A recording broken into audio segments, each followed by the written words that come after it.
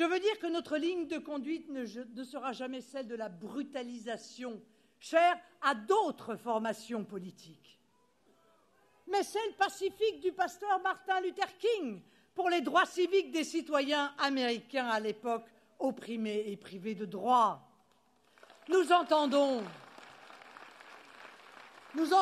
pour cela inviter tous les Français épris de liberté à s'engager à nos côtés dans une résistance pacifique et démocratique, une résistance populaire et patriote. Ne peut cautionner le fait que des magistrats, sous couvert d'appartenance syndicale, et enfin, bien sûr, le jugement, dont l'argumentation a presque fait l'unanimité contre elle des juristes sérieux.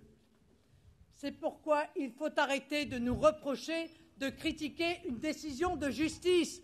Ce n'est pas une décision de justice, c'est une décision politique.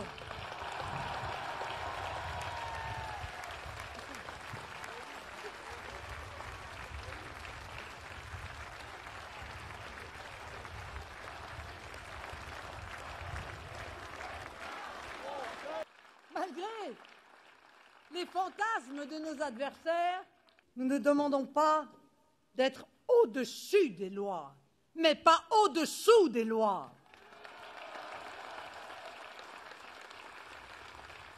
Nous ne sommes pas des sous-citoyens, parce que nous aurions commis le crime, aux yeux de certains, d'avoir fait de la défense de la patrie et de sa souveraineté le combat de nos vies.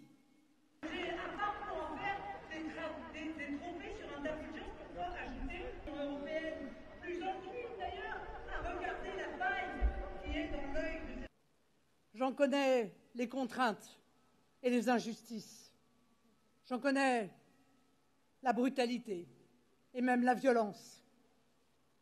Je connais les blessures, mais je ne connais pas l'abandon.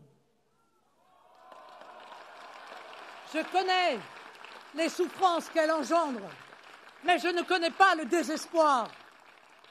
Je connais l'outrage, mais je ne connais pas le renoncement.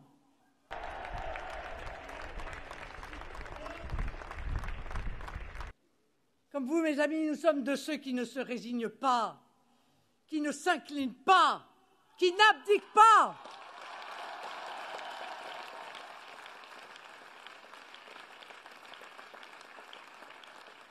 Nous savons que derrière les droits et les libertés que nous invoquons, nous défendons les droits et les libertés des Français, de tous les Français, et particulièrement des Français discriminés dans leur propre pays.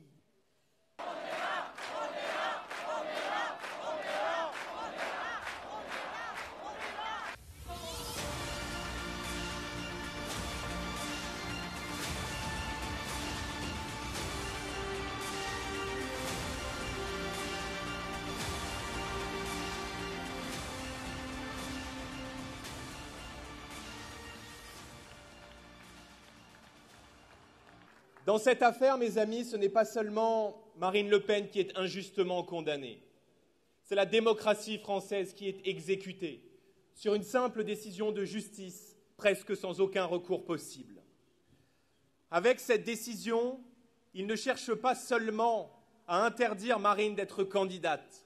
Ils veulent vous priver de votre voix et de votre liberté de choix.